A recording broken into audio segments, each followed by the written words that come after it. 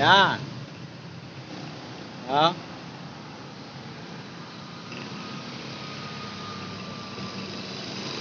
Marikina Heights. Marikina Heights Park. Marikina City. Yan.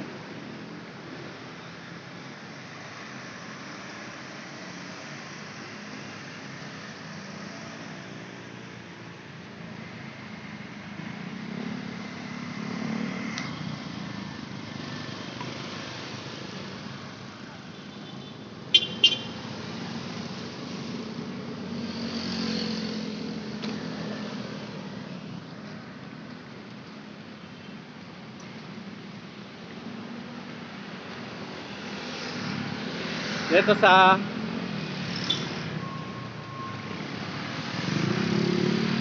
ito papuntang yan drive, tapos ito pinanggalingan ko kanina papuntang Champagnat. Yan naman papuntang Barito.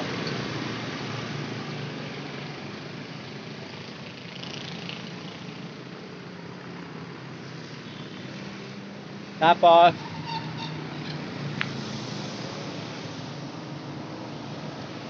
yun sa kabila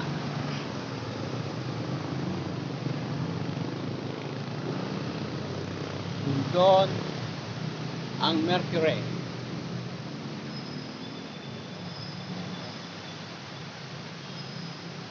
Yun, papunta yun doon sa Antipolo. Yun. Masinag. Yun, papunta yun doon.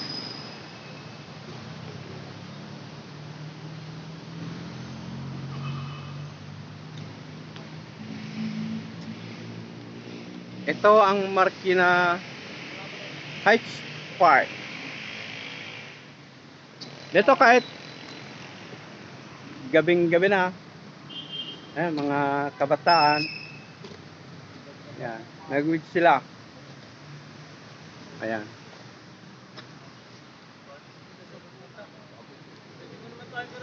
Ayan. Yan, nagsisilakaya ng mga katawan. Ayan.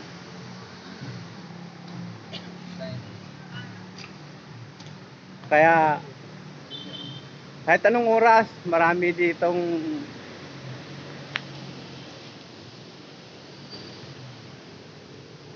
nagwe-wage. Akala nyo sa probinsya lang may mga kalabaw? Yan. May kalabaw dito. Ayan. Kahit mga puno dito ng kahoy, marami siyang mga ilaw. Yan. Ang dami dito na mga kalabaw nagsisikainan. Hindi na mamayat. Yun. Yun, oh.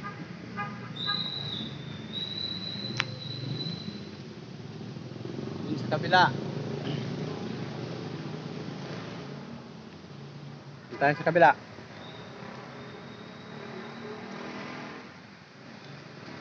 Yan. Ganda.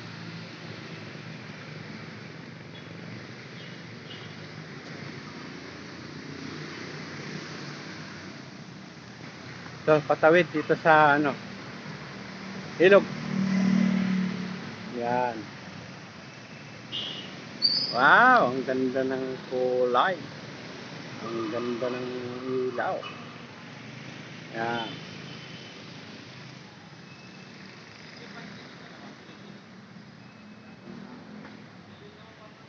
Yan, oh.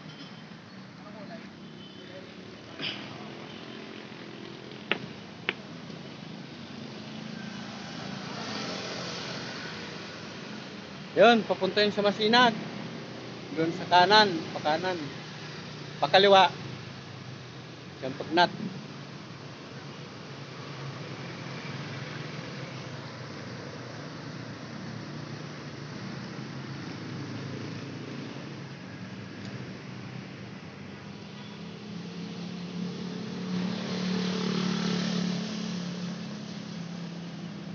unti-unti, sasara na ang Robinson.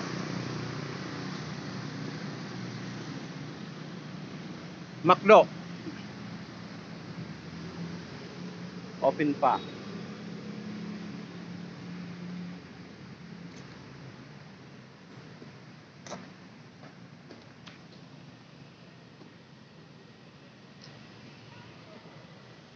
Halos isang oras na tambay ako dito sa may Robinson kanina. Sa lakas ng ulan, parang bagyo.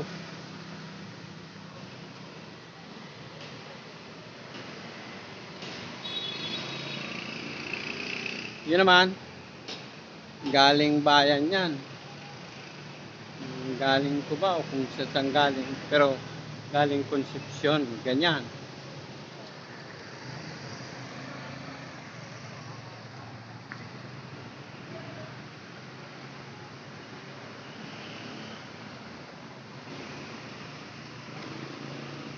Ayan.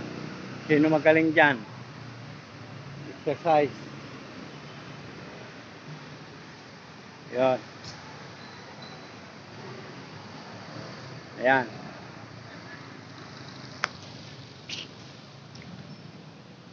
Pwedeng gawing parda ng mga bike.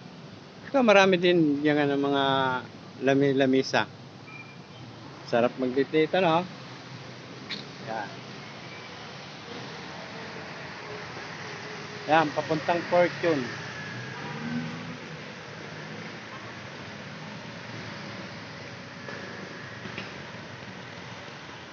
Papuntang Fortune.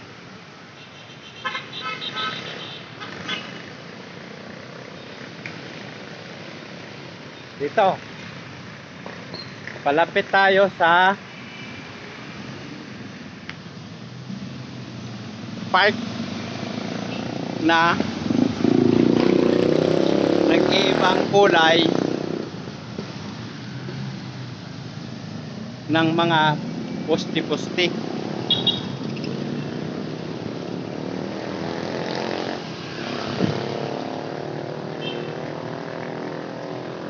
Masabi ba natin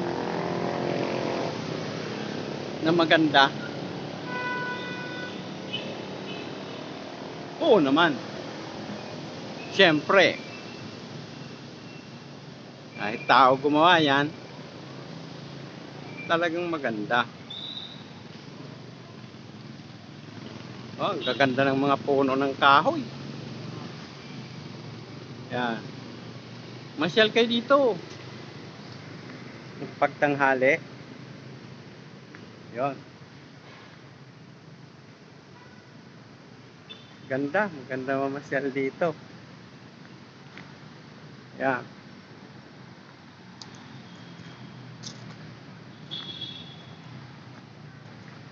Kung hindi lang umulan ng malakas. Naku po ang tao dito. Siksikan talaga.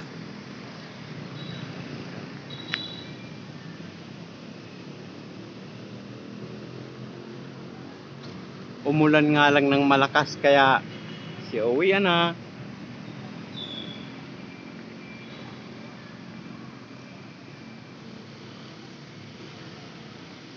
Pati yung mga kakanin wala na, uwian na rin dahil sa lakas ng ulan. Minsan try na video ulit ako pag kahit ganitong oras. Talagang kung ganito yung mga lamisa yan, dito walang bakante yan. Walang bakante yan.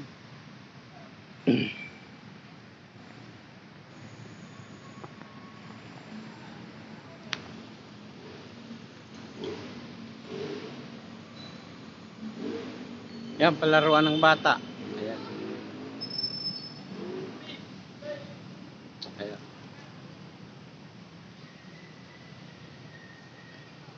Doon may ano doon, 7-Eleven sa dulo. Diba napansin nyo? Ganda ng ano, ng mga puno ng kahoy. Yun, may tulay dito.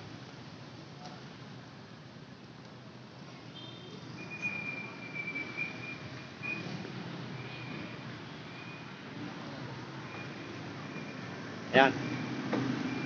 Palapit na tayo sa bahay.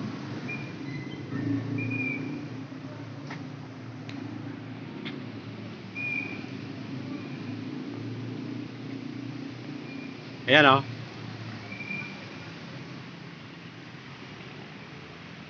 Diba ang ganda? Galing tayo dun sa dulo kanina.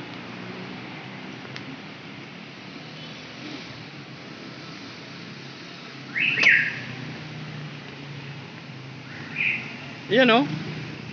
Napakabakante ng ano. Pag naunaw na lang, magkaroon ng schedule. Dito magkita-kita. Wow, sarap.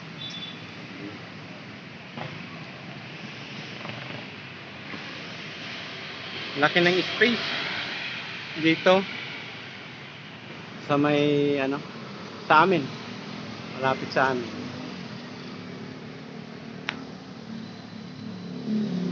Marami din dito na mga ano, mga nangangaral ng salita ng Diyos dito sa mga ano, nagpapahinga, nakikipag-usap ang mga saksi ni Jehovah para madigdagan ang kaalaman ng bawat isa. Yan. Daming tumatanggap. Kwentuhan. At marami din na tanong sila tungkol sa buhay.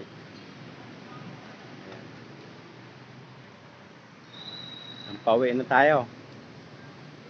Pauwi na tayo. Ay, dito pala hindi pala natin napansin. Bawat ano, bawat ganito na lamisa, mayroon siyang ilaw. Yan. Pansinin mo. Ikot tayo Ikot, ikot, ikot, ikot. May ilaw.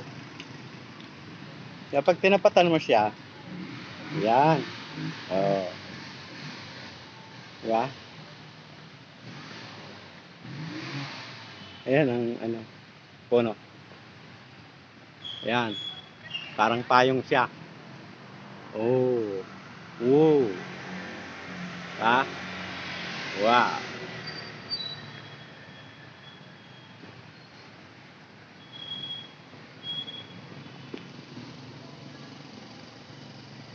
Ayan oh. Tamang kwentuhan lang. Pag medyo magang, sarap mag-jogging doon sa may unahan. Sarap mag-jogging, tapos ng upuan.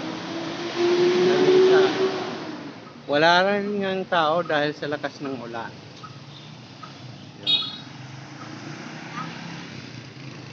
Yan oh.